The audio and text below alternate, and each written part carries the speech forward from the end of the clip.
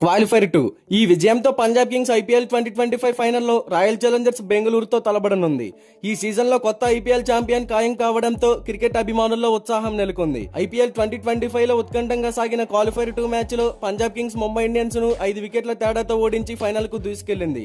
అహ్మదాబాద్ లోని నరేంద్ర మోడీ స్టేడియంలో జరిగిన ఈ మ్యాచ్లో పంజాబ్ కింగ్స్ కెప్టెన్ శ్రేయస్ అయ్యర్ అద్భుతమైన కెప్టెన్సీ ఇన్నింగ్స్ తో జట్టును గెలుపు తీరాలకు చేర్చాడు. 2014 తర్వాత పంజాబ్ కింగ్స్ ఐపీఎల్ ఫైనల్ కు చేరడం ఇదే తొలిసారి కావడం విశేషం.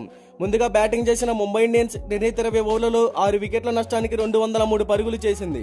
ముంబై బ్యాటింగ్ లో తిలక్ వర్మ, సూర్యకుమార్ యాదవ్ కీలక పరుగులు చేయగా చివర్లో నమందీర్ మెరుపు ఇన్నింగ్స్ తో జట్టుకు భారీ స్కోర్ అందించాడు.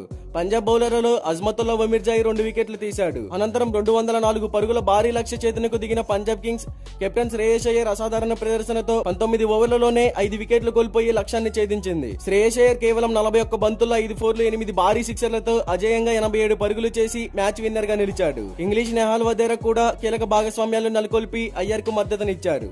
ఇక ముంబై ఇండియన్స్ బౌలర్లలో ట్రెంట్ బౌల్ట్, అశ్వనీ కుమార్, హార్దిక్ పాండ్యా తల 1 వికెట్ తీశారు. పంజాబ్ బ్యాట్స్మెన్లు దూకుడు ముందు నిలవలేకపోయారు. ముఖ్యంగా శ్రేయస్ అయ్యర్ తన కెప్టెన్సీ ఇన్నింగ్స్ తో ఒంటి చేత్తో మ్యాచ్ ను గెలిపించి పంజాబ్ కింగ్స్ ను 11 ఏళ్ల తర్వాత ఐపీఎల్ ఫైనల్ కు చేర్చాడు. ఈ విజయంతో పంజాబ్ కింగ్స్ ఐపీఎల్ 2025 ఫైనల్లో రాయల్ ఛాలెంజర్స్ బెంగళూరుతో తలపడనుంది. ఈ సీజన్ లో కొత్త ఐపీఎల్ ఛాంపియన్ ఖాయం కావడంతో క్రికెట్ అభిమానుల్లో ఉత్సాహం నెలకొంది. అయితే జూన్ 3న అహ్మదాబాద్ లోనే ఫైనల్ మ్యాచ్ జరగనుంది. మరి ఈ మ్యాచ్ లో ఎవరు ట్రోఫీని సాధిస్తారు అని మీరు అనుకుంటున్నారో కామెంట్ చేయండి.